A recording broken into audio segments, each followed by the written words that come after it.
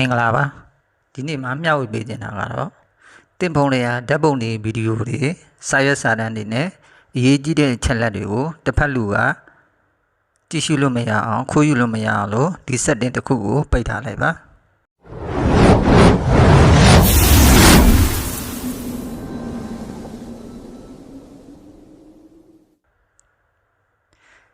မိတ်ဆွေတွေရဲ့ဖုန်းတွေကဓာတ်ပုံတွေဗီဒီယိုတွေနဲ့ရေးကြည့်တဲ့စာရွက်စာတမ်းတွေရေးကြည့်တဲ့အချက်လက်တွေကိုတစ်ဖက်လူကနေပြီးတော့ကြည့်လို့မရအောင်လို့ကျွန်တော်တို့ setting တစ်ခုကိုပိတ်ထားပေးရမှာဖြစ်ပါတယ်အဲဒီ setting တစ်ခုကိုပိတ်ထားဖို့အတွက်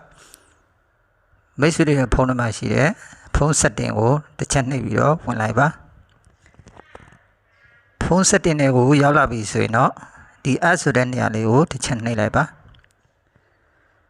ပြီးရင်တော့ဒီအောက်နာက special access ဆိုတဲ့နေရာလေးကိုတစ်ချက်နှိပ်ပါ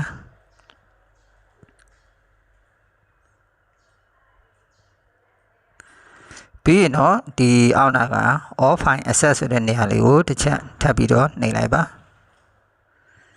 ပြီးရင်ဒီနေရာကိုရောက်လာပြီဆိုရင်တော့ Play Store ကနေပြီးတော့ download တဲ့ camera software တွေ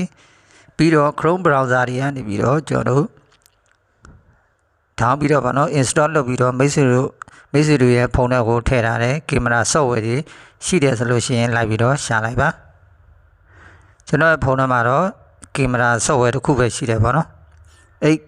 camera ဆိုတဲ့နေရာလေးကိုတစ်ချက်နှိပ်ပြီးတော့ဝင်လိုက်ပါ allow access to manage all files ဆိုတဲ့နေရာလေးရဲ့ဒီဘက်ဘေးနားမှာခလုတ်လေးကဒီလိုမျိုးလေးပွင့်နေတယ်ဆိုရင်တော့အဲ့ခလုတ်လေးကိုနှိပ်ပြီးတော့ပိတ်ထားလိုက်ပါဘာကြောင့်လဲဆိုတော့ဒီခလုတ်လေးကိုဖွင့်ထားလိုက်မယ်ဆိုလို့ရှိရင်မိတ်ဆွေတို့ရဲ့ဖုန်းထဲမှာရှိတဲ့ဓာတ်ပုံတွေဗီဒီယိုတွေနဲ့အရေးကြီးတဲ့စာအဆက်တမ်းတွေအရေးကြီးတဲ့အချက်လက်တွေကို